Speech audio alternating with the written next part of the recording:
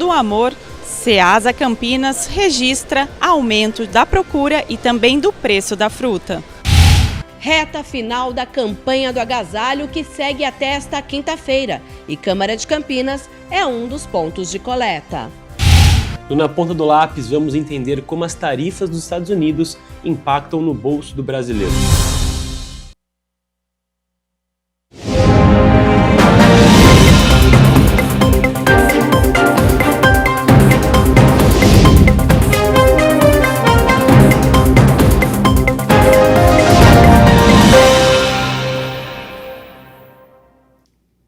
Olá, semana começando, segunda-feira, 28 de julho de 2025. Inicia agora o Jornal Câmara Notícia, ao vivo, meio-dia mais 10 minutos. Muito obrigado pela sua companhia, pela sua audiência e vamos conversar. Participe, mande a sua mensagem para o número do nosso WhatsApp que já aparece aqui embaixo da sua tela. 19 é o nosso DDD, para você que é de Campinas e região. Pode ir direto no número aqui de baixo, ó, 978293776, ou você pode mandar esta mensagem apontando a câmera do seu celular para o QR Code. Também já aparece uma mensagem na sua tela, o WhatsApp da TV Câmara Campinas. Você aperta e pode mandar o seu elogio, uma crítica construtiva, o que você quer assistir aqui no nosso telejornal. A febre do momento que se espalhou pelas redes sociais, em muitos canais de televisão, é o morango do amor, uma releitura da tradicional maçã do amor. E está gerando muito lucro para quem está vendendo. Mas acredito que o preço do morango tenha subido. Isso que nós vamos conferir a partir de agora, porque a repórter Ana Paula Meneghetti foi até a Ceasa e vai nos contar. Seja bem-vinda, Ana. E por aí, tem o morango do amor ou só a fruta mesmo? Boa tarde. Olá, Gabriel, uma boa tarde para você, uma boa tarde para todos que acompanham o Câmara Notícia. Pois é, Gabriel, por enquanto aqui a gente só tem a fruta mesmo e que já está com preço bem salgadinho, viu? Quem vai falar mais para a gente sobre esse assunto é o Sebastião Guerra, ele é técnico especialista aqui da Ceasa Campinas, que é o mercado de frutas e vegetais. Sebastião, muito obrigada pela sua participação aqui no Câmara Notícia. Primeiro ponto, né, Sebastião, que todo mundo quer saber quando o assunto é morango do amor. Quanto que subiu o preço do morango depois dessa febre? Boa tarde, Ana Paula, boa tarde a todos. Então, o morango a gente percebeu que ele teve uma procura muito grande por parte dos consumidores e isso acabou levando uma alta dos preços. Mas é importante salientar que a gente tem bastante morango no mercado de qualidade e não vai ficar desabastecido. Mas a gente percebeu uma mudança nos preços em torno de 50% para cima nessas últimas semanas, mas isso tende a se estabilizar. Antes desse boom, o preço estava bem mais em conta, é isso, Sebastião? Isso, exatamente. O preço estava bem mais em conta e a gente percebe que tem uma busca por morangos, especialmente o morango que a gente chama de fundi, que é um morango de calibre maior. Ele é um tanto maior e ele fica mais bonito realmente para fazer o doce. Então o pessoal tem preferido levar esse morango. Mas aí o pessoal também está buscando aquele morango menorzinho, né? Aquele mais miudinho para fazer o doce que tanto viralizou aí, tanto nas redes sociais quanto em canais de TV também, né? Sim, exatamente. A procura maior realmente é pelo morango fundi, de um calibre maior. Mas na falta dele, ou no aumento de preço dele, teve essa percepção de mudança para um morango também de calibre menor. Então o pessoal está levando tanto um quanto o outro para poder estar fazendo essa iguaria aí. Exatamente. E, Sebastião, vamos falar um pouquinho da temperatura, né? A gente sabe que o frio pode estimular aí, né, a produção do morango. Essa produção ela tem sido boa para 2025? Qual que é a expectativa aí ao longo do ano? A produção está sendo boa, sim. Inclusive, esse ano mais seco um pouco favoreceu que a gente não tivesse doenças fúngicas, que são as principais doenças que atrapalham o crescimento do morango. Então, com esse pouca entrada de doenças, os morangos vieram com bastante quantidade e vieram com boa qualidade. Eles estão muito bonitos. A gente teve apenas uma pequena percepção que o frio acabou queimando alguns dos morangos e até geado em alguns locais de produção. Mas mesmo assim a produção está sendo muito satisfatória e a qualidade está sendo muito boa. Por exemplo, amanhã, terça-feira, a gente tem uma previsão de muito frio, em torno aí a mínima de 6, 7, mais ou menos. Isso atrapalha um pouco a produção? Não, a produção do morango já é no mês frio do ano. A gente tem uma produção muito grande nos meses de frio e essa temperatura não chega a afetar o crescimento do morango. Talvez ele fique um pouquinho demorado mais na maturação, mas nada que vai atrapalhar e nada que vai comprometer o abastecimento. E Sebastião, para quem não quiser fazer esse doce com morango, tem outras alternativas, frutas com preços mais acessíveis, quais são? Sim, a gente vê comentando com o pessoal aí, o pessoal que vem comprar, às vezes faz com banana, mexerica, então o pessoal está inovando, está fazendo com várias frutas e o pessoal está comentando que está gostando. E outra coisa que a gente quer saber, né? Então, é garantido, não vai faltar morango mesmo com essa explosão do doce, é isso? Sim, não vai faltar morango, a qualidade e a quantidade estão sendo muito satisfatórias e o morango está muito bonito, está muito gostoso. Vale a pena então? Com certeza. E Sebastião, eu soube que até você já entrou nessa moda, você estava me dizendo aqui que você já provou o morango do amor e eu quero saber a sua opinião. Aprovado? Sim, aprovado. Eu tive o prazer de ganhar de um amigo o morango e muito aprovado, delicioso. Muito bom, né? Sim, muito gostoso. Sebastião, muito obrigada então pela sua participação aqui no nosso jornal, no Câmara Notícia. Obrigado, disponha. Gabriel, então é isso. Ó, agora nessa primeira entrada aqui, a gente só tem o morango fruta, mas daqui a pouco a gente volta com o morango que tá bombado aí nas redes sociais, o morango do amor mesmo, o doce, e vocês já podem conferir daqui a pouquinho nessa nossa volta aqui no Câmara Notícia. Eu volto com você aí no estúdio. Estamos todos na expectativa aqui pelo Morango do Amor. Muito obrigado, Ana Paula Meneghetti, pelas informações importantes, né, sobre esta alta no preço da fruta do morango. E, claro, quero agradecer também aqui a disponibilidade do tempo, as informações que foram passadas aqui pelo Sebastião Guerra, que é o técnico especialista da Ceasa Campinas, falando aí que não vai ter o desabastecimento, que as frutas estão bonitas. Então a gente consegue no mercado e encontra o morango. Bom, a gente segue aqui com as notícias da metrópole, porque a campanha do agasalho entra na reta final, mas ainda dá tempo para você que está nos acompanhando doar uma roupa, sapato ou cobertor em bom estado. Ainda dá tempo de doar para a campanha do agasalho de Campinas em 2025. A iniciativa, que já arrecadou quase 20 toneladas de roupas, cobertores e outros itens desde o início da ação em 30 de abril, segue até esta quinta-feira, 31 de julho. Com o slogan "Cada peça uma cor, cada cor mais calor", a edição deste ano reforça a importância da solidariedade coletiva. A população campineira, quando é chamada a ação, quando é chamada a mobilização, participa. A gente já está com quase 20 toneladas arrecadadas. E a nossa expectativa sempre foi essa, foi de que as doações chegando já fossem distribuídas para quem precisa. Então nós temos conseguido fazer isso. É para este galpão que vêm as roupas de inverno, calçados, cobertores e outros materiais em bom estado que foram arrecadados nos 157 pontos de coleta distribuídos nas regiões da cidade. Aqui, eles passam por uma triagem, são separados, dobrados e só então encaminhados para a doação para a população em situação de vulnerabilidade. Um trabalho diário de separação daquilo que pode ser usado com dignidade por quem precisa, por idade, tamanho e tipo de item, que vai desde o que aquece do frio até brinquedos.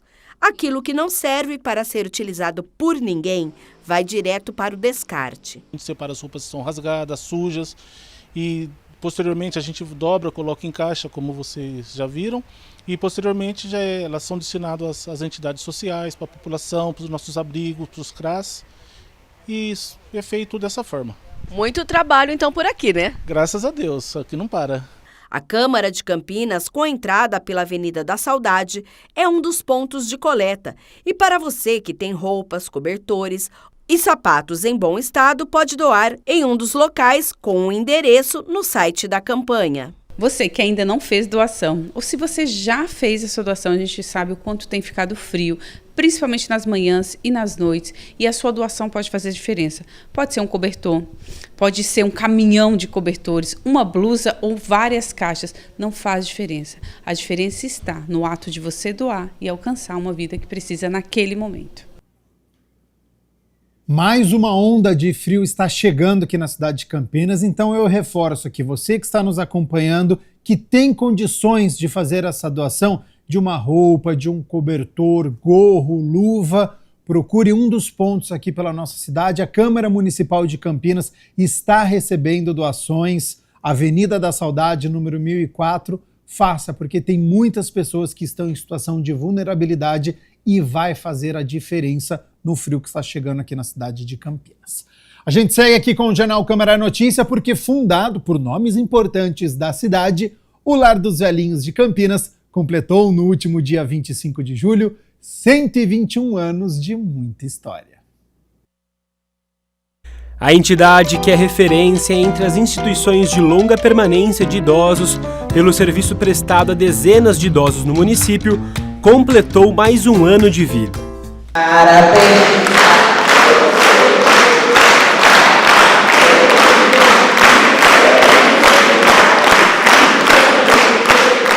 Hoje a gente está vivendo assim um dia muito especial, né? É um marco aí no nosso atendimento, sempre atendendo com muita qualidade, né? E a gente prioriza sempre pensar em quem já passou por aqui, quem passa por aqui, sendo ele colaborador, idosos que necessitam desse atendimento. Então hoje é um dia muito especial e a gente olha assim para o passado com muita gratidão e para o futuro com muita esperança, né? Pensando que nós possamos viver mais 121 anos aí pela frente. E a tradição foi mantida e com muito sabor. Para celebrar os 121 anos, uma deliciosa feijoada foi servida para o pessoal. O almoço especial é um momento de agradecer e renovar a união entre os idosos atendidos, os colaboradores e a diretoria da entidade. Muito boa, viu? Excelente. Aqui, pelo menos, na feijoada eu sou um pouco seleto. Tem certas coisas que eu não gosto, pé, orelha, essas coisas não. Mas está ótimo, não tenho nada a reclamar. 8 anos que eu estou aqui, todo ano nós temos essa festa e cada festa passa sendo melhor. Uma delícia, eu não sou de comer, mas aqui eu como. Feijoada eu não sou, mas essa está maravilhosa, está excelente. A instituição foi fundada em 25 de julho de 1904, originalmente como Asilo de Inválidos. Sua criação foi impulsionada por importantes figuras da sociedade campineira, como Orozimbo Maia e Alberto Sarmento, que buscavam atender a crescente população de desabrigados e carentes, decorrente do crescimento desordenado de Campinas e da migração em busca de trabalho na época dos Barões do Café. Inicialmente, o asilo acolhia pessoas em situação de rua de todas as idades, mas com o tempo, o foco passou a ser o público idoso. E em 1972, a instituição formalizou a sua especialização, alterando seu nome para Lar dos Velhinhos de Campinas. A missão do Lar dos Velhinhos de Campinas é atender o idoso nos seus aspectos psicossociais, de necessidade, atendendo a vivência dele da melhor forma possível, com qualidade de vida. Faz parte da história de Campinas, né? O Lar dos Velhinhos de Campinas faz parte da história. Então, hoje é uma instituição de renome e que está aqui para fazer o trabalho da melhor forma possível. Localizado na Vila Proust de Souza desde sua fundação, o Lar dos Velhinhos de Campinas conta com uma estrutura de 72 mil metros quadrados, além de uma equipe multiprofissional responsável pelo cuidado dos 94 idosos atendidos pelo lar. Os idosos têm aqui desde alimentação, até o vestuário, atendimento de saúde, né, medicamentos, tudo que eles necessitam. E a parte social e carente também, no sentido de hoje aproximadamente 40% da nossa população não tem família, não tem vínculo familiar. Então hoje o Lar dos Velhinhos faz esse trabalho de afeto, de aconchego para esses idosos que são atendidos aqui. Eu já tinha conhecimento do lar quando eu era criança. Só que eu nunca imaginei que eu iria morar aqui, né? Mas eu tô bem, graças a Deus, e é muito importante mesmo para a velhice das pessoas, principalmente que não tem quem cuide, que precisa de atendimento. Aqui é acolhido com muito amor. Você tem tudo, você tem desde manicure, as pessoas fazem o cabelo, faz tudo. Nós temos 5 refeições por dia, que é o café da manhã, o almoço, café da tarde, a janta e a ceia à noite. Praticamente aqui eu encontrei minha família. Estou feliz, agradeço a esse lar, porque é fora do comum, tudo na minha vida, entendeu? Porque se não fosse isso aqui, eu não seria de mim. O seu Hercílio, de 79 anos, é um dos idosos há mais tempo no local. O aposentado conta a experiência de morar na instituição. Aqui é um lugar de paz para mim, um lugar que eu achei paz. Aqui tudo de bom tem. Se fosse ruim, eu não estava aqui 22 anos. Eu tenho bons amigos, respeito todo mundo, trato as pessoas da melhor maneira. Eu só tenho que falar bem daqui, eu não falo mal. Aqui tem comida boa, tem pouso bom. Se quiser arrumar namorada, até arruma. E após 120 anos de muita luta, trabalho voluntário e solidariedade, a entidade atualmente conta com a ajuda da comunidade para manter o atendimento aos idosos. O nosso trabalho é um trabalho filantrópico, né? A instituição, ela sobrevive de doações. Então, se não são os colaboradores, os doadores, parcerias, a instituição não consegue se manter. Não é uma empresa que tem um produto para se vender, né? Hoje a gente necessita das doações para a manutenção desses idosos que aqui estão, porque o lar, sem receita, sem parcerias, o lar não consegue manter a despesa total aí cada mês.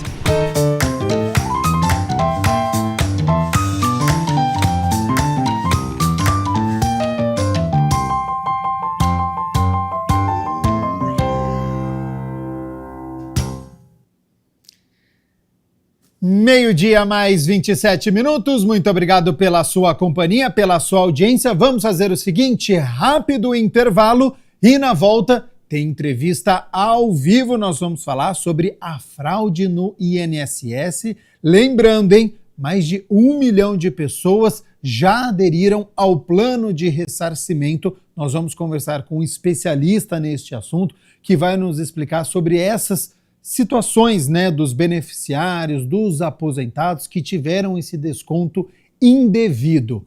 Tem alguma dúvida sobre este assunto? Pode mandar para a gente que eu vou repassar. 19 é o nosso DDD, o número está aqui embaixo da sua tela, 978293776. Manda a sua participação que eu vou repassar ao Washington, que vai conversar comigo daqui a pouco, depois do intervalo.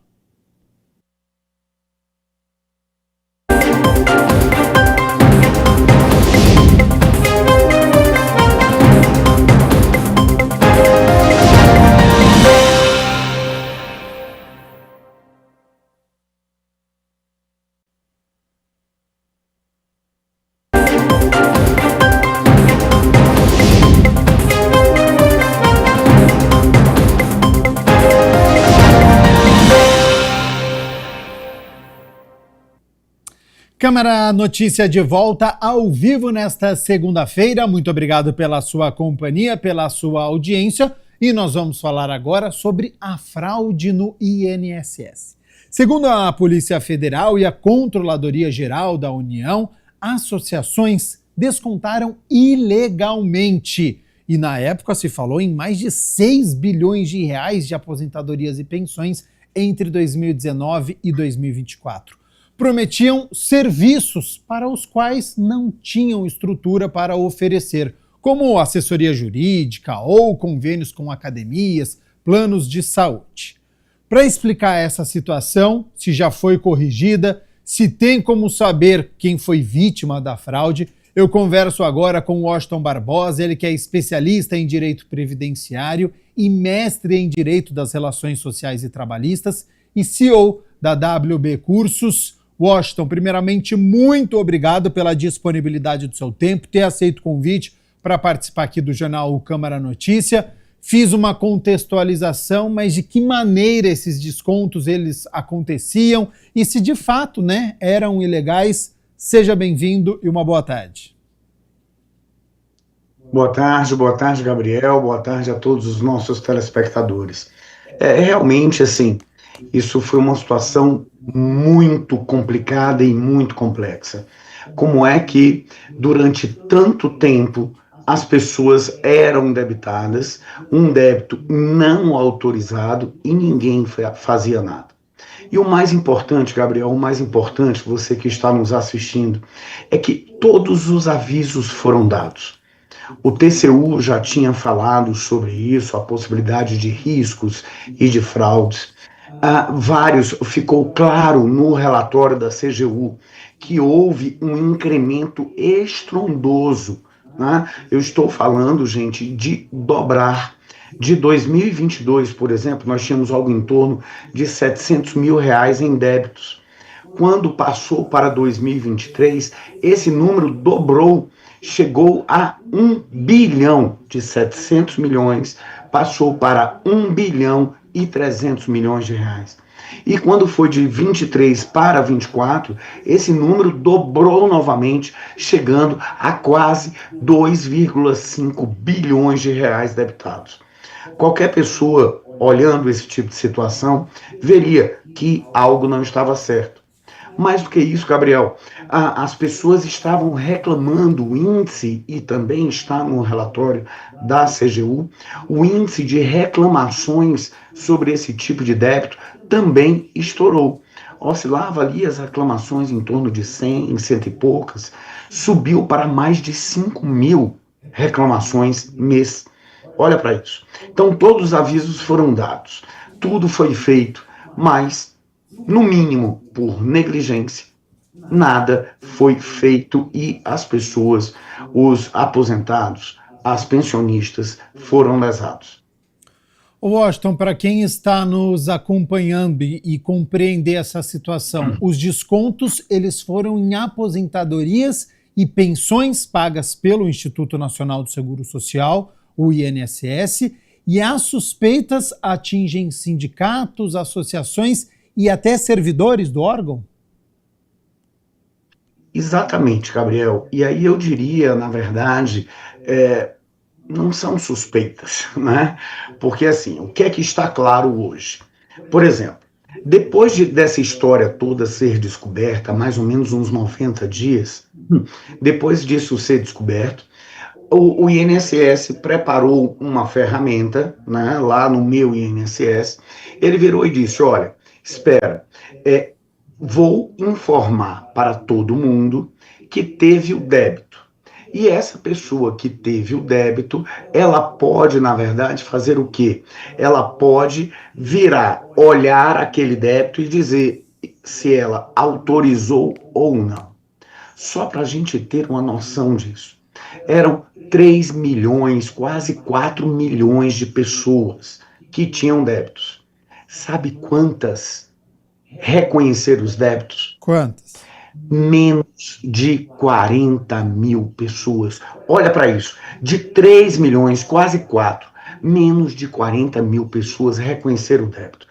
Então, me desculpe, nós não estamos falando de um erro qualquer, nós não estamos falando de algo assim fortuito, aconteceu, eu pensei que ele tinha autorizado. Não, nós estamos falando realmente de uma quadrilha montada pelos sindicatos, provavelmente, como você disse, Gabriel, com a participação de alguns servidores do INSS para roubarem os aposentados e as pensionistas. E o termo, desculpa até falar, é um termo forte, mas o termo realmente é de roubo. E veja, gente, nós estamos falando, veja, você que está nos assistindo, nós estamos falando de pessoas que ganham um salário mínimo, R$1.500. Essas pessoas que moram no interior do Brasil, a maior parte sem formação, a maior parte muito simples, muito humilde, que passam necessidade, cuja concentração foi no Nordeste e no Norte do país, que nós sabemos que são regiões mais pobres. E essas pessoas tiveram débitos que inicialmente eram da ordem de R$70, e também esses débitos aumentaram da ordem de 70 para chegando a R$250 por mês. Gente, quem ganha R$1.500, R$70 tirar da conta é muito dinheiro. 250, nem se fale o peso que isso tem. Eu estou falando que a pessoa deixou de comprar um cais, a pessoa deixou de comprar um remédio, deixou de comprar comida para sua casa, passou ainda mais necessidade por conta desse processo altamente fraudulento, desse golpe, desse roubo que foi feito. Washington, a operação Sem Desconto cumpriu centenas de mandados de busca e apreensão, outros 6 de prisão temporária em 13 estados e no Distrito Federal. Isso quer dizer que foi no país inteiro? Os débitos, Gabriel, eles ocorreram no Brasil inteiro. A concentração, vamos dizer assim, dos fraudadores, né? Vamos separar as duas coisas. Nós temos o fraudador, o golpista, sindicato, tá? E aí, a concentração deles são Brasília, São Paulo e Rio Grande do Sul, tá? A sede desses sindicatos. Nós temos, de outro lado, os fraudadores, os golpistas que estavam dentro do INSS. Então aí, pelo que se sabe até agora, a concentração era mais aqui em Brasília, eu falo de Brasília, era mais aqui em Brasília, na direção geral do próprio órgão e também em um ou outro local espalhado. Essa notícia desses vários mandados, né, que foram cumpridos, elas têm duas linhas também nesse aspecto. Olha, eu estou todo 2 linhas aqui, né, Gabriel?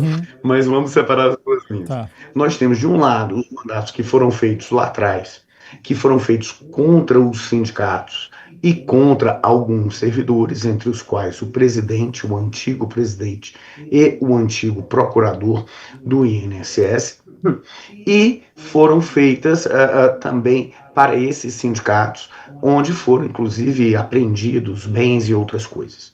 Agora, recentemente, inclusive nesses dias, que deve ser o que você está se referindo, Gabriel, foram feitos outros mandados. Mas esses mandados não necessariamente eles têm uma associação direta com esse golpe dos sindicatos. Né? Eles também colaboraram, mas fizeram outros tipos de golpe. Né? Washington, eu vi uma reportagem falando que mais de 3 milhões de pessoas já declararam ao INSS que não reconheceram os descontos feitos nos benefícios. Quem que faz essa análise, se de fato ocorreram os descontos indevidos? Como é que funcionou o processo, Gabriel, e você que está nos assistindo? Primeiro, o INSS informou, olha, você teve débito e teve débito deste sindicato, tá? Aí você, segundo passo, você virava e dizia, olha, eu não reconheço esse débito, ou eu reconheço. E aí o teu número está certíssimo, foram 3 milhões e 400 e poucas mil pessoas que disseram que não reconheciam. E como eu falei também agora há pouco, menos de 40 mil reconheceram realmente o débito.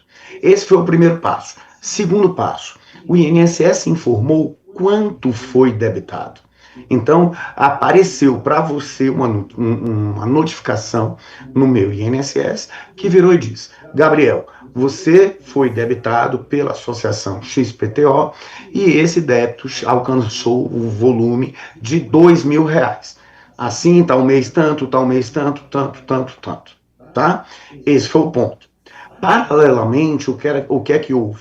O governo federal, por meio da AGU, Advocacia Geral da União, procurou o STF, Supremo Tribunal Federal, e fechou um acordo com o Supremo Tribunal Federal. Esse acordo homologado, o que é que diz basicamente? O INSS vai devolver esses valores debitados para você, devidamente atualizados, desde que você desista de discutir qualquer outra coisa sobre esse tema. Tá? Gabriel, além da própria devolução do dinheiro, as pessoas deveriam ter direito, têm direito, a receber o que a gente chama de repetição em débito, ou seja, no teu exemplo que eu dei agora, R$2.000 foi debitado de você. Então você receberia os R$2.000 devidamente atualizado e receberia mais R$2.000, que é o que a gente chama de repetição do.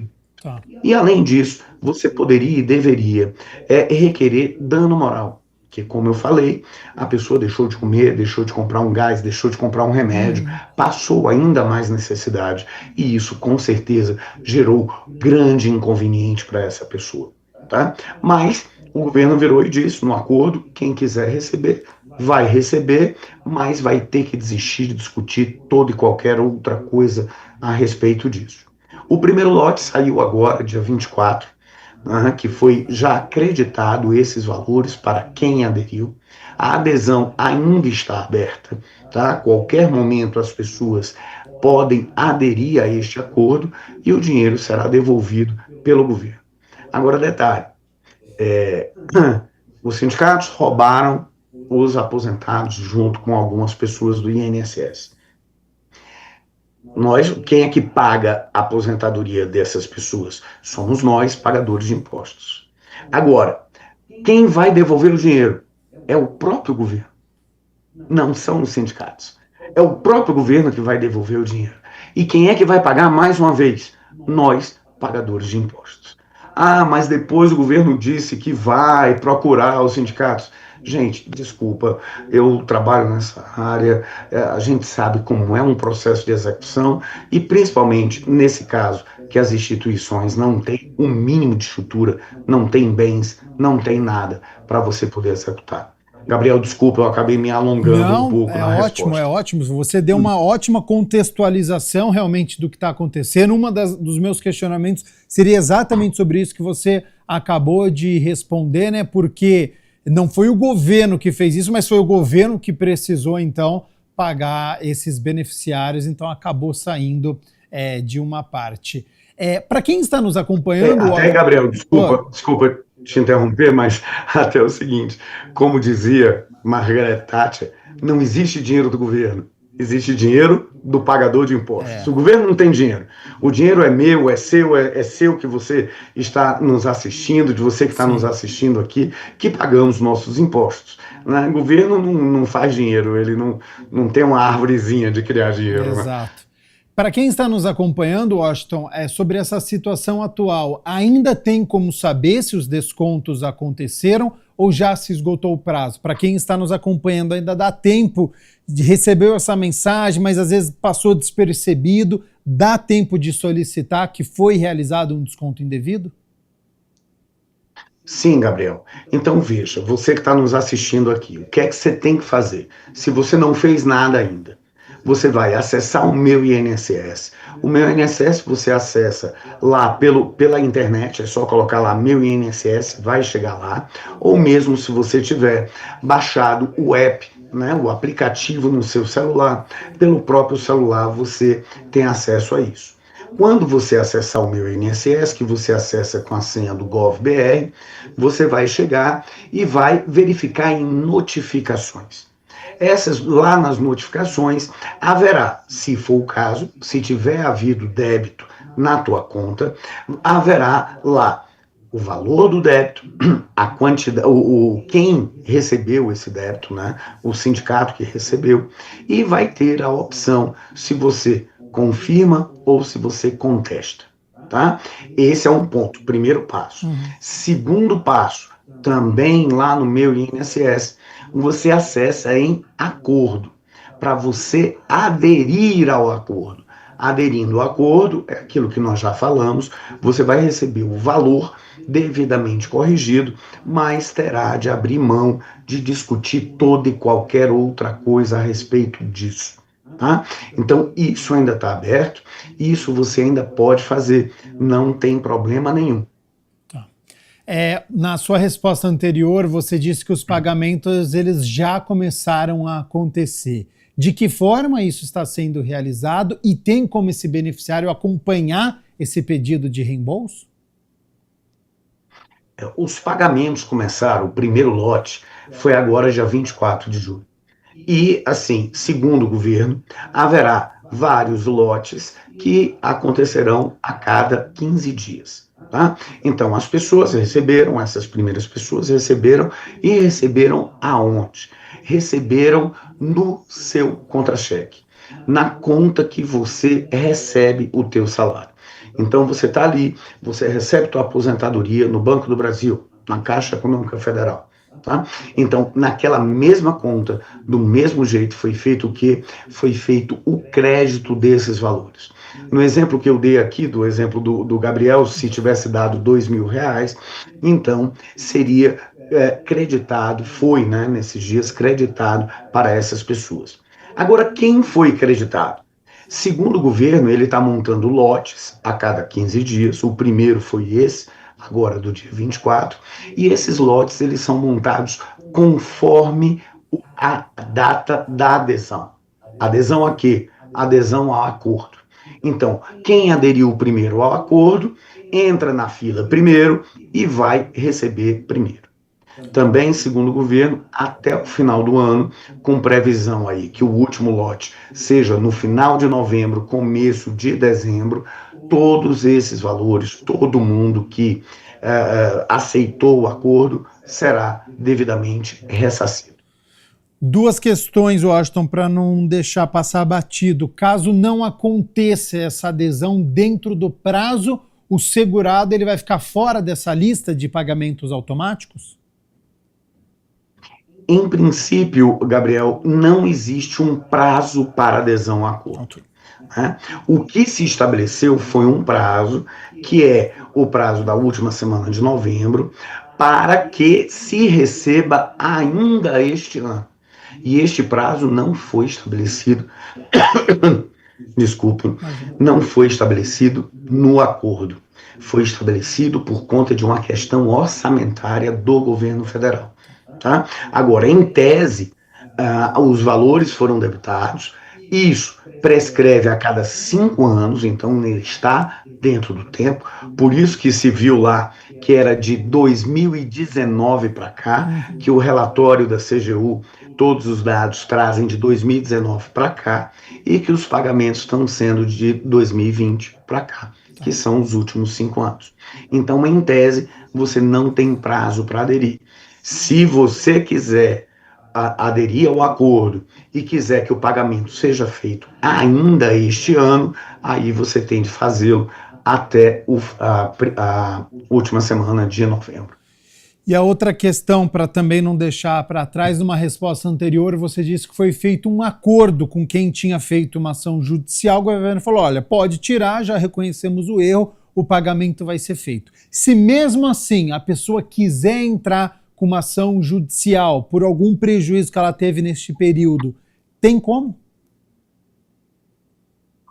Ótima pergunta, Gabriel. E aí vamos separar as coisas. Primeiro, o governo federal procurou o Supremo Tribunal Federal para quê?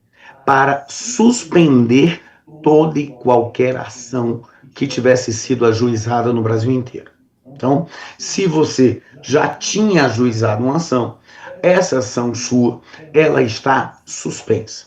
Aí o governo fez o acordo, tá? O STF homologou e agora ele está dando essa possibilidade de você aderir ao acordo e, em aderindo, receber esses pontos. Mas detalhe, se você aderir ao acordo, mais uma vez eu digo, você terá de abrir mão de discutir qualquer outra coisa.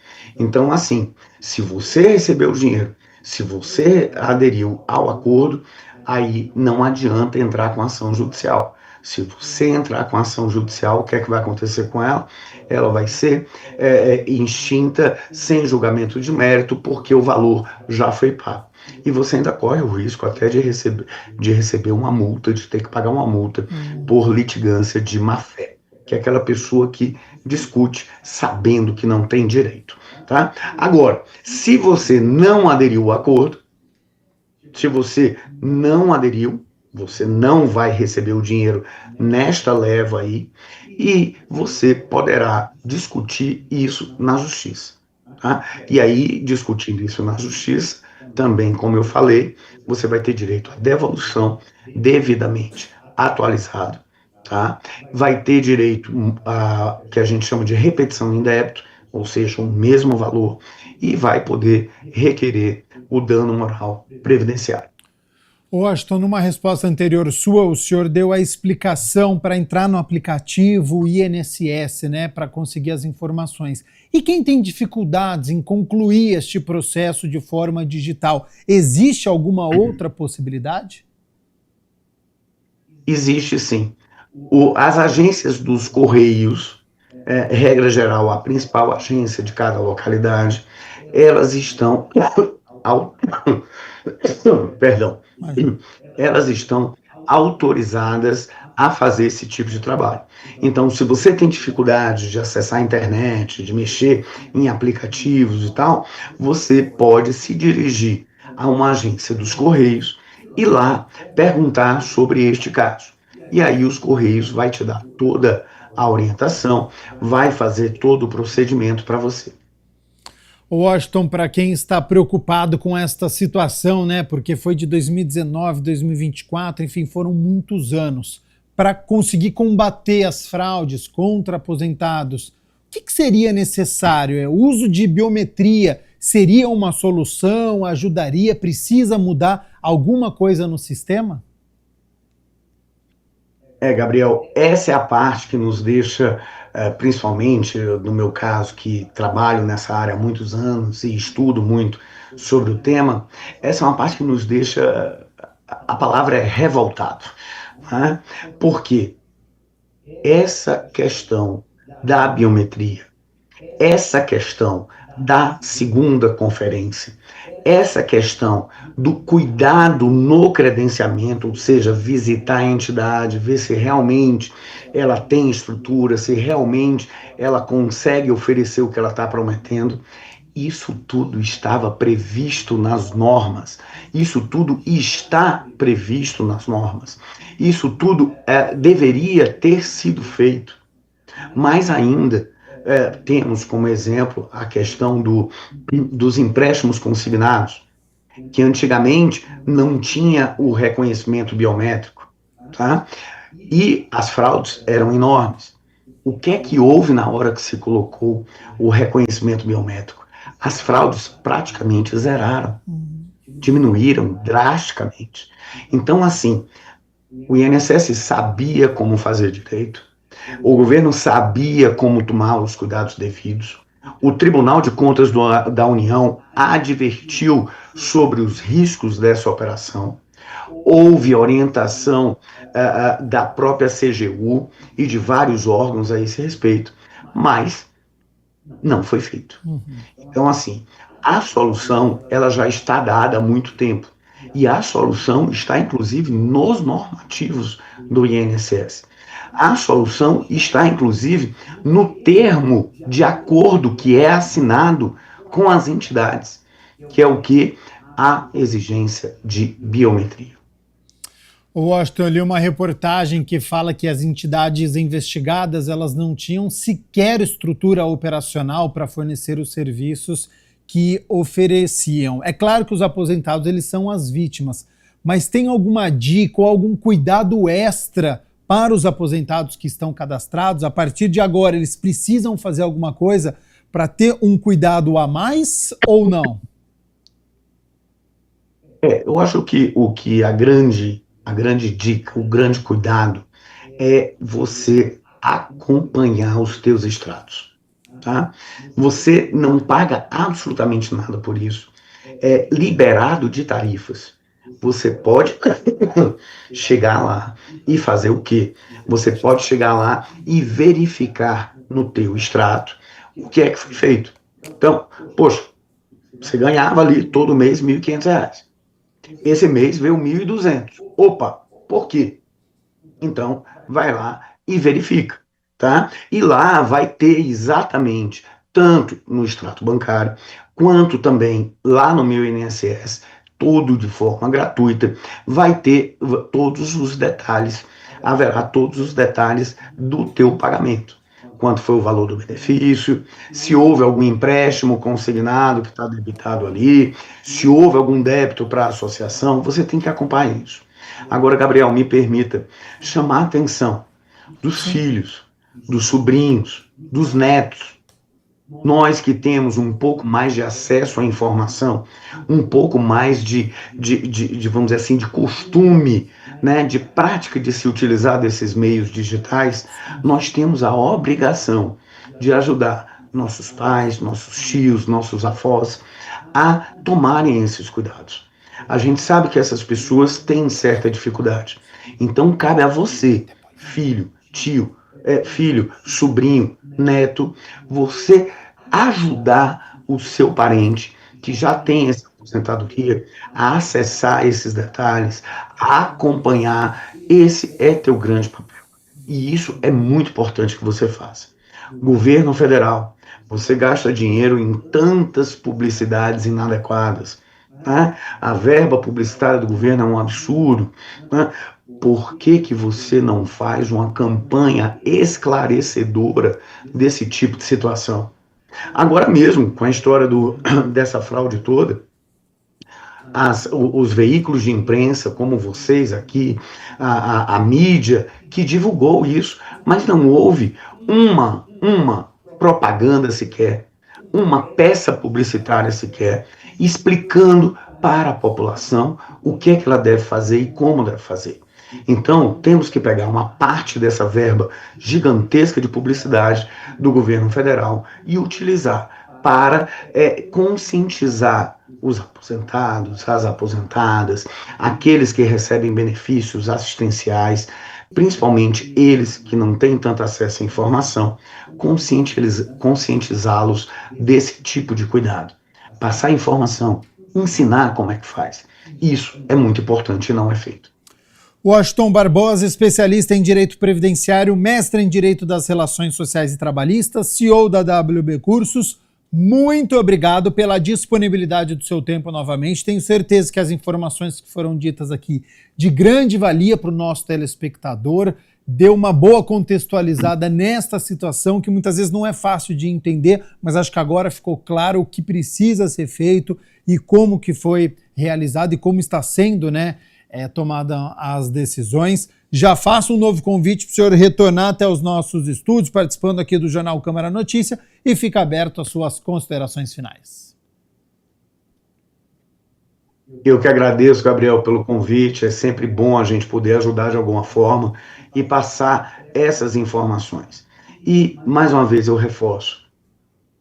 Filhos, netos, sobrinhos, vocês têm a obrigação de ajudar seus pais, seus avós, seus tios.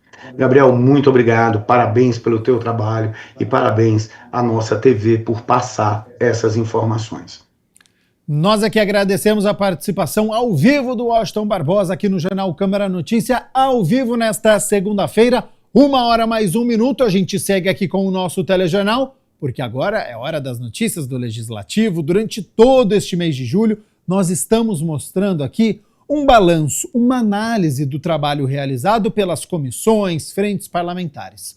Hoje é a vez da vereadora Paola Miguel, presidente da Frente Parlamentar pela Cannabis Medicinal e Cânhamo Industrial. Foi relançada na Câmara Municipal de Campinas a Frente Parlamentar pela Cannabis Medicinal e Cânhamo Industrial. A iniciativa é presidida pela vereadora Paola Miguel, do PT, e tem como objetivo ampliar o debate, propor políticas públicas voltadas ao uso terapêutico da planta e ao estímulo da sua produção industrial. Esse ano a gente começou com um diploma de mérito médico para o Dr. Toffoli, né, que ele é médico da psiquiatria da Unicamp, que estuda principalmente os efeitos da cannabis nas pessoas de modo geral, mas sobre as escleroses principalmente, além de estudar outras substâncias como é a ayahuasca, né. Ele trouxe bastante do histórico no nosso relançamento da Frente Parlamentar. Ele trouxe o histórico de como que isso chega no Brasil, de como que os medicamentos muitas vezes eles interagem, quais são as patologias que podem ali se beneficiar desse medicamento. Apesar dos avanços em alguns municípios, o acesso ainda é limitado, principalmente por entraves legais e pelo alto custo dos medicamentos. Sem dúvida nenhuma, a gente quer também fazer algumas visitas. A gente sabe que tem a primeira clínica pública que foi criada em Ribeirão Pires. A gente quer poder conhecer essa importante iniciativa municipal, ver se a gente consegue trazer um modelo dessa iniciativa aqui para a cidade de Campinas. A gente já realizou algumas reuniões com a Secretaria de Saúde para falar sobre isso, sobre a gente ter um medicamento aqui no nosso município, porque é um município que atende as pessoas. E a gente está trabalhando para que haja uma formação, principalmente dos profissionais da saúde. A Comissão de Legislação Participativa aqui da Câmara de Campinas encerrou o primeiro semestre com foco em fortalecer a participação popular nas decisões do Legislativo. A presidente da comissão, a vereadora Guida Calisto, destaca os avanços obtidos e os próximos passos.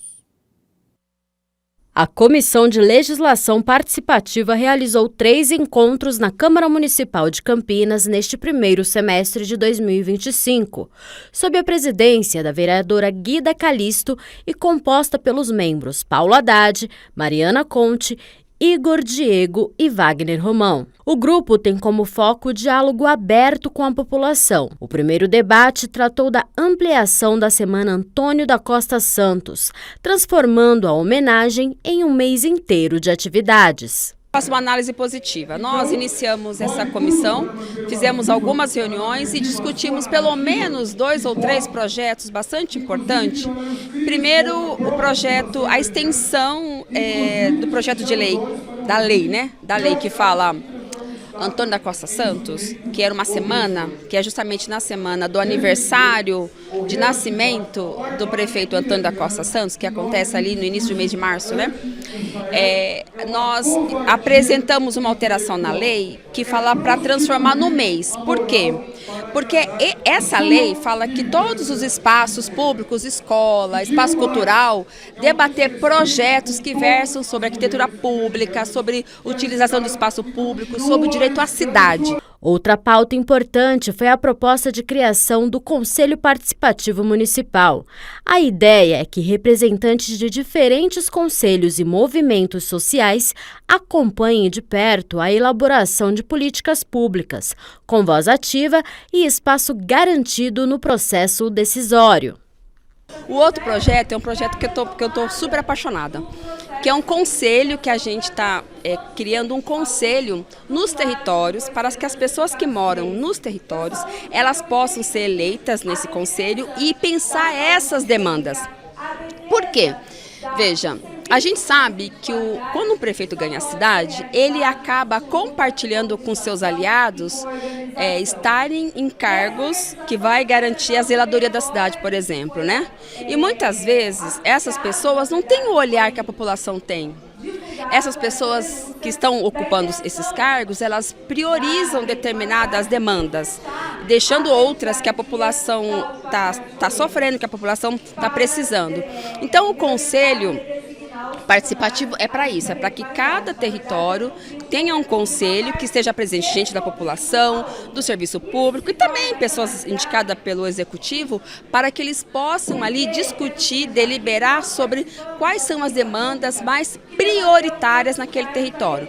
Além de debater projetos e ouvir entidades organizadas, a comissão também tem a missão de transformar sugestões populares em propostas com base legal e técnica, para que possam tramitar oficialmente no Legislativo, o que reforça o compromisso com uma política mais democrática e acessível. A ideia nossa sobre essa questão do Conselho Participativo é abrir uma campanha mesmo. A gente quer ampliar isso. A gente não quer que seja uma lei que vai, eu voto aqui e acabou. Porque a nossa preocupação é que a gente vota a lei, o povo não sabe e não tem conexão nenhuma com a vida real da população. A ideia nossa é abrir uma campanha, tipo um plebiscito mesmo, ir para as ruas, colher assinatura. As pessoas precisam saber que esse projeto de lei está tramitando aqui. Se elas quiserem ter o interesse de vir participar, de ficar mais atenta. E com certeza nós vamos abrir mais espaços de debate aqui nessa casa.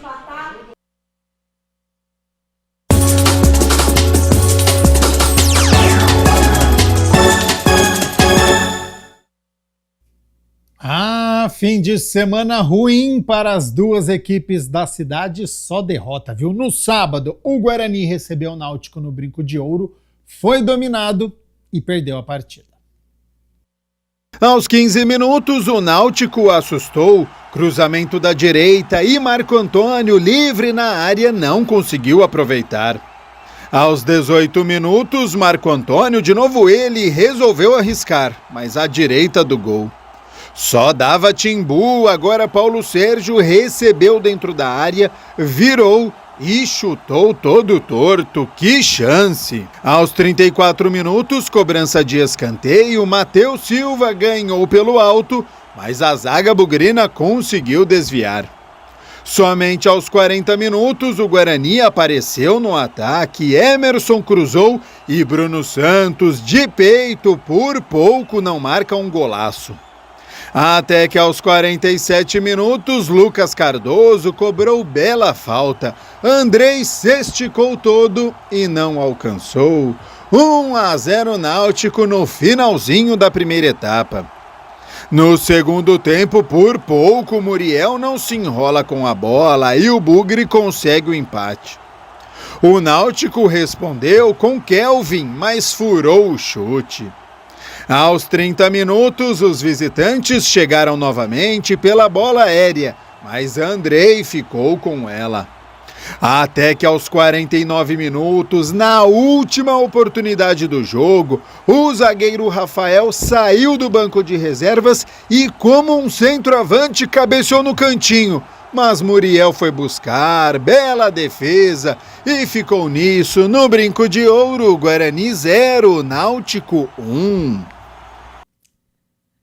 É o terceiro jogo consecutivo que o Guarani não marca um gol, não tem conseguido produzir ofensivamente, chuta pouco ao gol e por isso as vitórias não têm aparecido.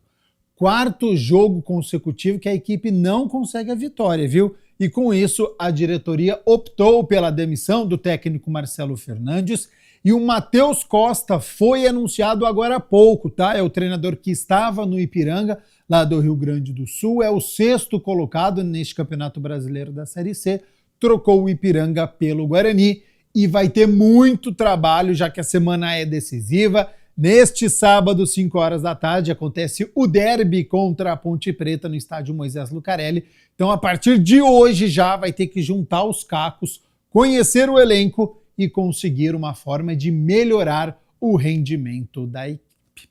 Bom, e no domingo, ontem, no duelo de líderes, a Ponte Preta até saiu à frente do marcador, mas depois caiu de rendimento e tomou a virada no último lance da partida. Aos 9 minutos, Maguinho já deu cartão de visitas, lançamento para Gé. A bola deslizou no gramado encharcado, mas depois parou na poça. O goleirão Thiago Coelho foi driblado, seco, e aí o esperto Gé só teve o trabalho de chutar para o gol livre. 1-0 Ponte Preta.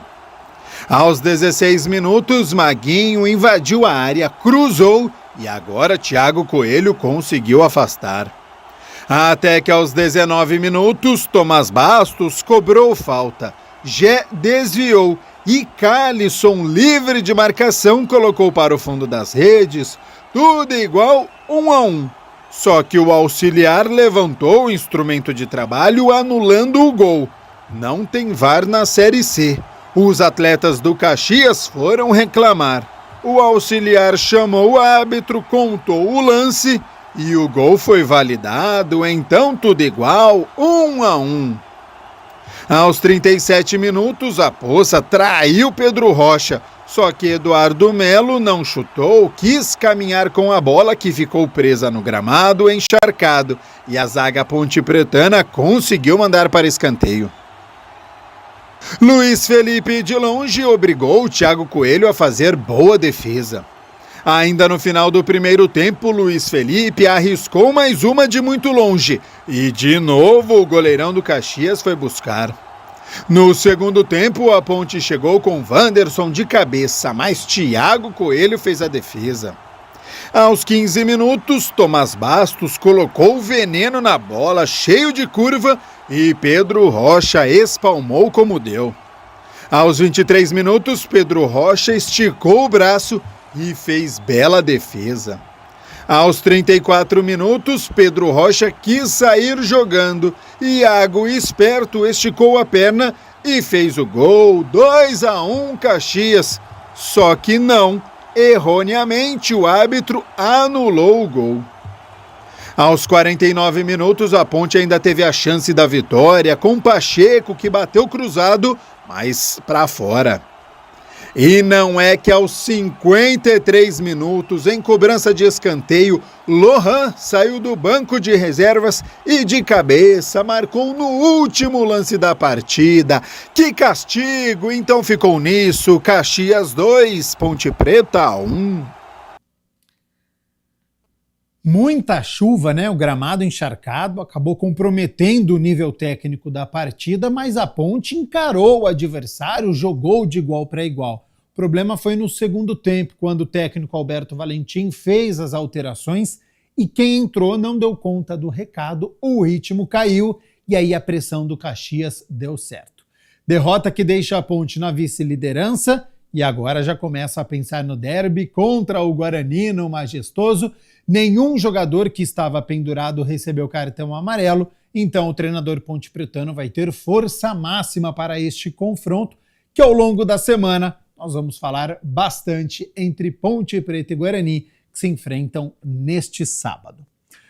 1h mais 15 minutos, vamos fazer o seguinte, para você que está acompanhando o Jornal Câmara Notícia desde o início, você viu que a nossa repórter Ana Paula Meneghetti estava lá na Ceasa para falar sobre o preço do morango, que é a fruta do momento, a febre, né? Todo mundo querendo experimentar o morango do amor.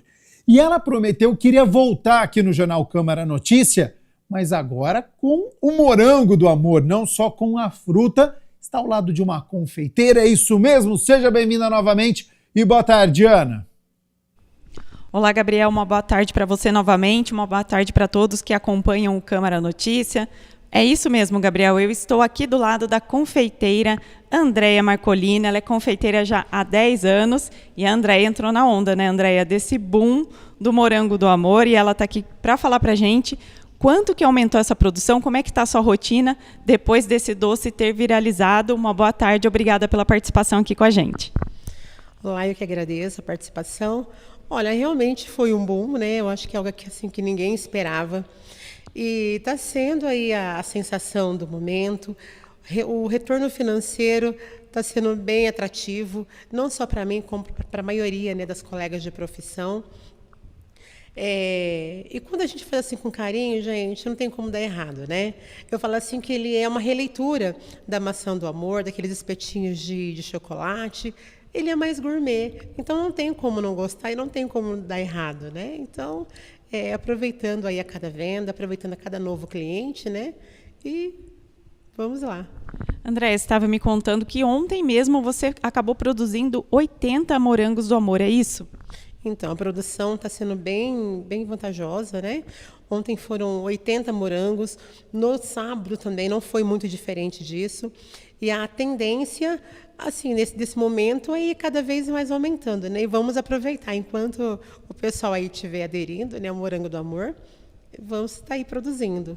Andréia, fala um pouquinho para a gente da receita. É fácil fazer? Você fez muitas tentativas antes de conseguir, né, apresentar o doce, né, da forma correta? Como que foi esse processo? Nas redes, né, tem várias receitas, várias pessoas fazendo de diferentes maneiras. Eu fiz, assim, alguns testes, né, e adaptei ao meu jeito. Então, quando a gente fala também, a gente quer o morango do amor, a gente fala assim que é o morango um pouquinho do ódio, mas é até você se encontrar. E quando você se encontra, você consegue aí tirar de letra, né? Então, é o que aconteceu. Porque você estava me contando que a calda é esse ponto mais difícil da receita, né? Porque precisa ter ali a temperatura certa, a textura certa, mais crocante, é isso? Isso. Muitas pessoas às vezes reclamam que quando vai colocar, quando vai morder, quer ter aquela sensação, né?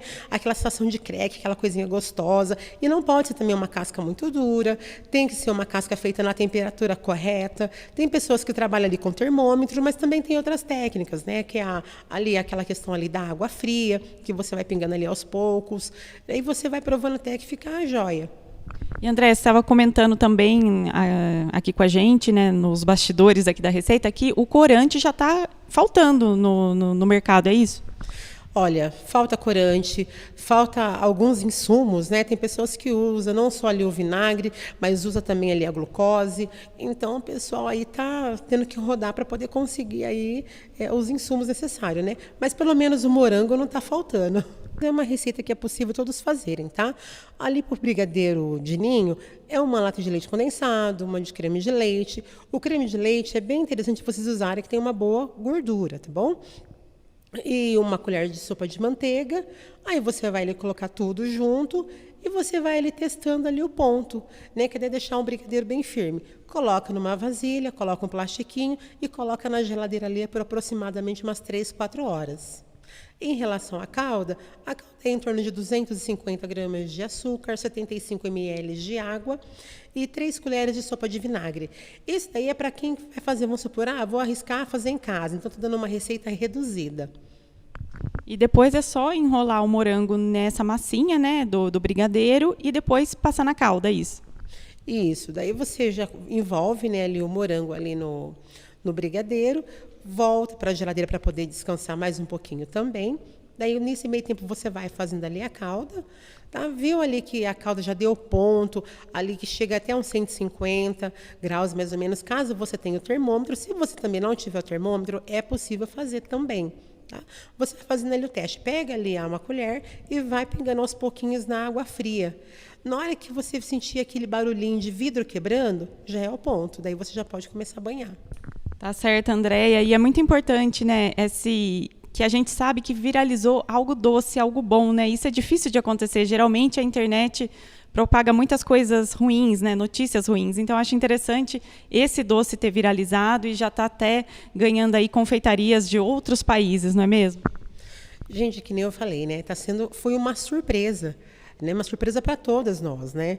Então, assim, agora as pessoas também, que nem você falou, né? Fora do Brasil também entrou na onda, né? Então, enquanto estiver sendo vantajoso, né? Todos têm que continuar fazendo. Exatamente, Andréia. Muito obrigada pela sua participação aqui no nosso jornal. Muito obrigada por mostrar para a gente um pouquinho da receita também. Eu que agradeço, gente. Gente, eu que não sou boba nem nada, hora do almoço, né? Sempre pede depois do almoço o quê? Uma sobremesa. Então, a gente quer um docinho, a gente tem um docinho e eu vou provar aqui junto com vocês. O meu morango do amor já está aqui separadinho, feito especialmente aqui pela Andréia. E vamos lá, né, gente? Sentir essa crocância junto com esse brigadeiro e esse morango. Olha aqui, barulhinho já, né?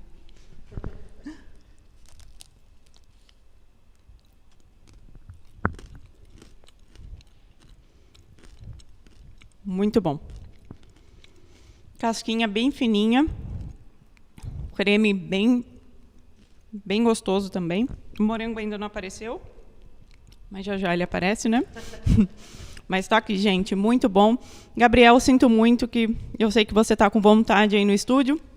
O Cris, nosso cinegra aqui, também está salivando. Eu volto com você e se sobrar, a gente leva.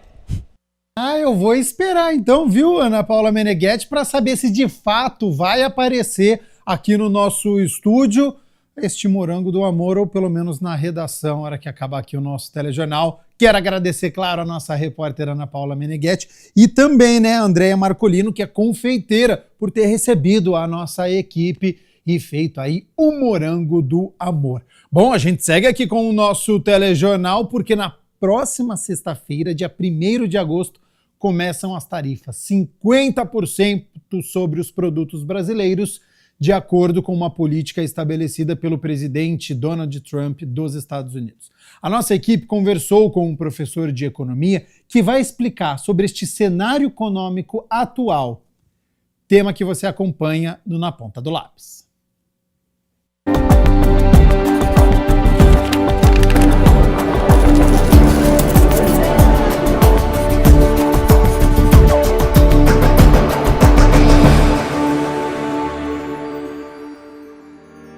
Tá no ar mais um Na Ponta do Lápis e hoje o nosso tema é sobre as novas tarifas dos Estados Unidos de 50% sobre os produtos brasileiros que afetam o dólar, a inflação, os preços e a renda. Para explicar melhor sobre esse assunto, eu estou aqui com o professor de economia Eli Borochovicius, que vai trazer as melhores dicas para você que está em casa não se prejudicar com todo esse cenário. Eli, para a gente começar a entender toda essa situação, o que são essas novas tarifas dos Estados Unidos sobre os produtos brasileiros nessa porcentagem de 50%? O que está acontecendo é que os Estados Unidos resolveram impor uma tarifa para os produtos que são importados do Brasil. Portanto, isso obviamente vai acarretar em um aumento do preço lá nos Estados Unidos. Então, as pessoas que vivem lá terão produtos brasileiros mais caros nas prateleiras, ou eventualmente vai até inviabilizar a importação. E obviamente, se nós temos de um lado o importador, Estados Unidos, comprando os produtos brasileiros e disponibilizando nas prateleiras dos supermercados, ou para a vida realmente lá do americano, nós temos do outro lado a exportação. Portanto, nós estamos nos referindo a produtos que saem do Brasil para os Estados Unidos, que vão acabar custando mais caro lá. Portanto, existe aí uma grande probabilidade, e a gente já está enxergando isso, deles cancelarem pedidos de produtos brasileiros. Então a gente vai aqui falar de uma série de produtos, mas eu acho que é importante as pessoas entenderem que esses 50% não vão incidir aqui no Brasil, né? Isso é para os americanos. Só que como lá vai ficar mais caro, eles cancelam os pedidos aqui e a gente deixa de exportar. E deixar de exportar é algo muito ruim, principalmente porque os Estados Unidos são o segundo maior importador e exportador de longe. O primeiro é a China, o segundo país são os Estados Unidos. E considerando isso, a gente não pode dizer que nós não estamos muito preocupados. A gente ouviu o FMI dizendo que isso vai dar mais ou menos 0,2 pontos percentuais em relação ao PIB, como se fosse pouca coisa. Não é. São grandes parceiros comerciais do Brasil e é importante a gente entender o que é que está acontecendo. Eli, os Estados Unidos anunciou que essas novas tarifas elas começam a valer a partir do dia 1º de agosto, né? Isso. Ela já foi anunciada anteriormente para que os importadores nos Estados Unidos possam se preparar, porque leva tempo. Aliás, isso é importante a gente dizer, porque o que aconteceu? Carne bovina, nesse momento, assim, lotou o Porto de Santos, porque os caras estão querendo aproveitar a chegada do material antes da imposição dessas tarifas. Obviamente, porque isso vai impactar no preço deles. Então, eles estão importando tudo aquilo que eles podem. Vamos lembrar, a carne é perecível, então não dá para importar demais também, mas aquilo que eles entendem que eles conseguem consumir dentro do prazo de validade, já estão importando para aproveitar isso. E aí o que acontece? Os produtores de carne bovina aqui já estão preocupados. Tudo bem que o Brasil tem acordo comercial com vários outros países, mais de 160 outros países. Mas a pergunta é, esses outros países estarão dispostos a comprar do Brasil a carne pelo preço que é vendido aos Estados Unidos? Essa é a primeira pergunta. A segunda questão é que eles sabendo, esses outros países parceiros, sabendo que o Brasil não tem como desovar essa carne para os Estados Unidos, eles vão querer negociar preço. E aí, para o produtor, é preocupante. Então, assim, são mais de, 160, 170 mil toneladas de carne que o produtor brasileiro está preocupado em saber onde que ele vai desovar, o que ele vai fazer. O mercado consumidor norte-americano é importante também para esse produto, assim como alguns outros produtos que a gente pode falar aqui.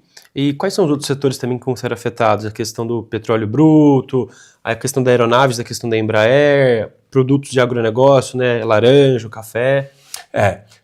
Vamos lá, aos poucos, né? Primeiro, vamos falar da Embraer. A Embraer, por exemplo, já soltou uma nota dizendo que vai ter um prejuízo aí de 2 bilhões de dólares por ano, e isso é muita coisa, tá?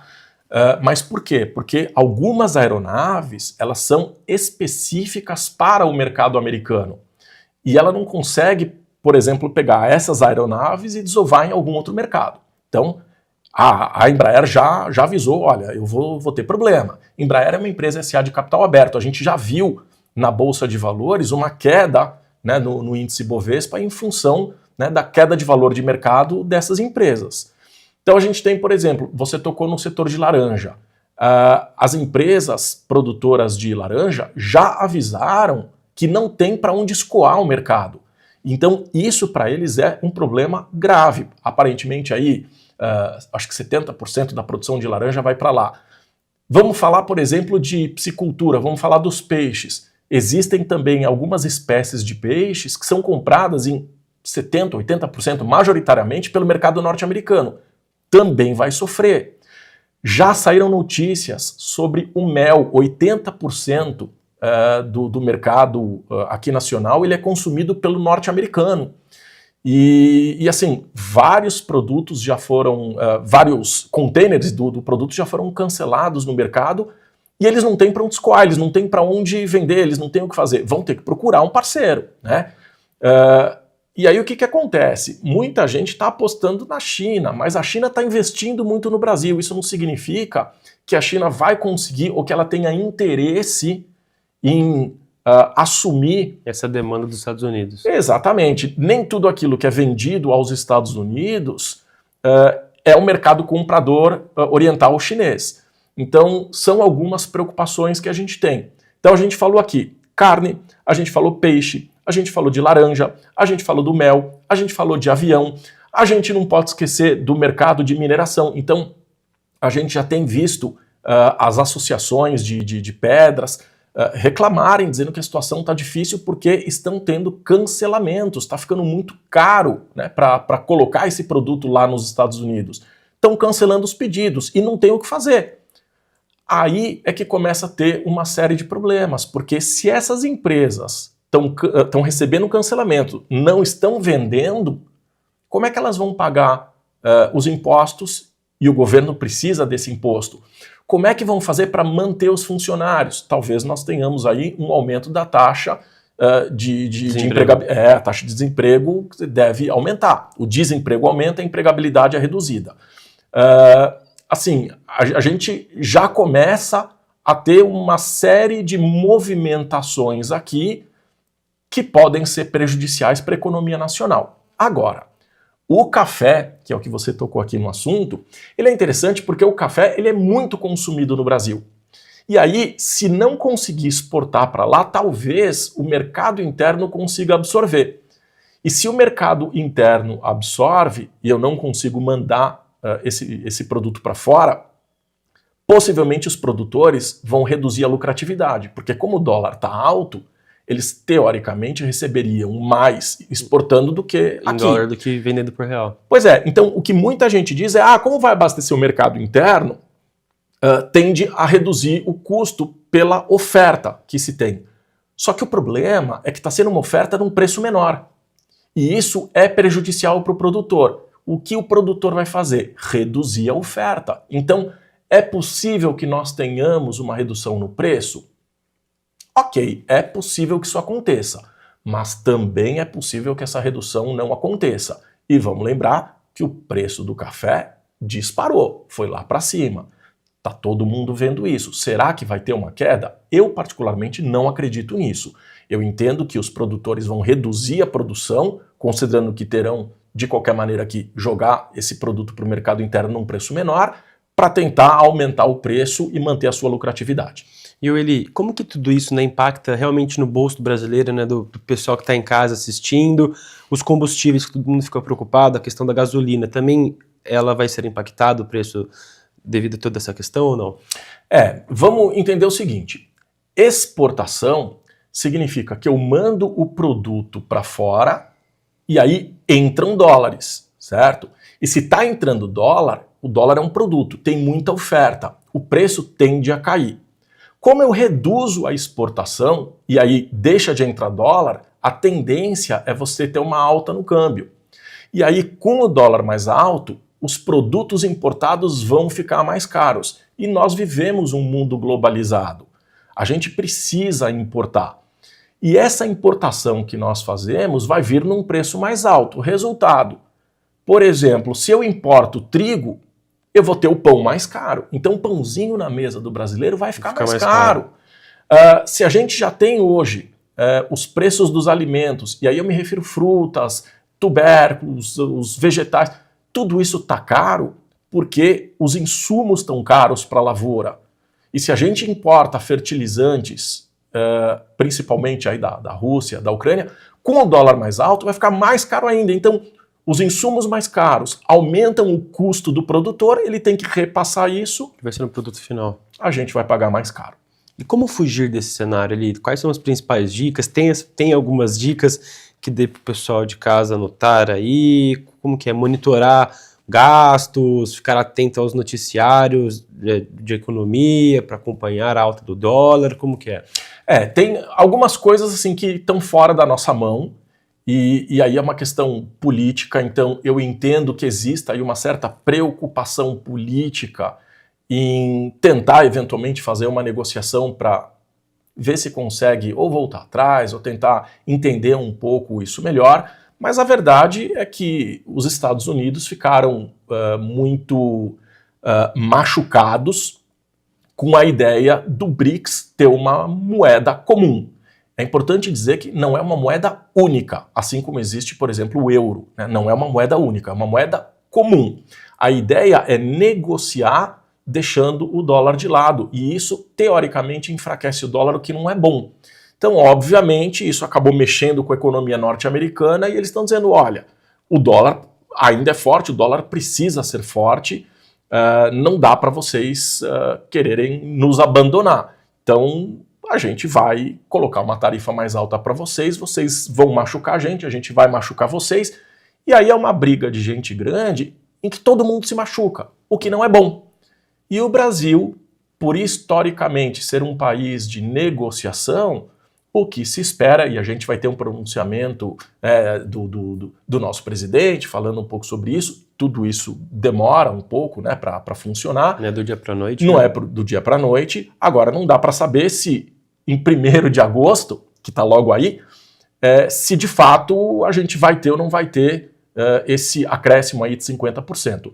Eu acho que as negociações têm que acontecer para benefício de todo mundo, porque uma alta é ruim para o povo americano, porque vão ter produtos mais caros ali, de qualquer forma, quer dizer, isso vai acabar inflacionando o mercado deles, e é ruim para a gente porque a gente não consegue exportar. E aí você tem uma série de outras questões que acontecem, que é o que a gente comentou aqui, né? É muito ruim para todo mundo. Então a gente está aí no perde-perde. O ideal seria o ganha-ganha, tem que entrar em negociação.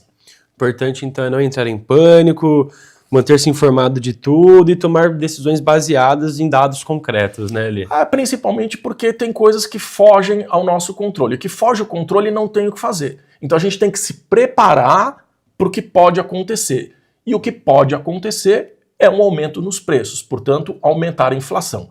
Se a inflação aumenta, o Banco Central, por meio do Copom, Comitê de Política Monetária, se sente menos confortável em reduzir a taxa de juros.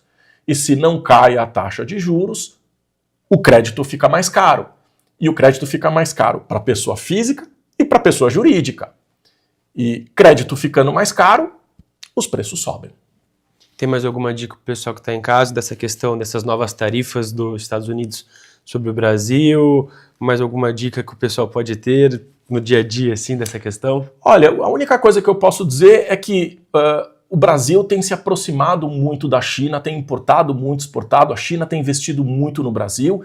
Então, assim, o que deve acontecer nos próximos anos, a gente não sabe o que vai ser nas eleições de 2026, mas possivelmente a gente vai começar a ver o pessoal trocando iPhone para o Xiaomi, a gente vai ver o pessoal trocando GM por BYD, né? Então, os produtos chineses começam a chegar com força e, em função dessa alta, a tendência é a gente enxergar menos produtos norte-americanos aqui no Brasil. Agora, o que a gente tem que fazer é esperar e ver o tempo vai nos dizer o que vai acontecer. Mas é bom a gente já começar a acostumar com essa ideia. Beleza, então. Eli, muito obrigado mais uma vez por todas essas dicas, por todas essas informações, viu? Muito obrigado. Eu espero que as pessoas em casa tenham compreendido, entendido o que acontece com esse aumento de 50% e o impacto que vai ser na vida de cada um de nós. E pessoal, ó, não se esqueçam de nos seguir nas redes sociais, no Instagram e no Facebook TV Câmara Campinas, e também de nos acompanhar no YouTube, onde tem toda a nossa programação TV Câmara Campinas. Um abraço, até o próximo Na Ponta do Lápis.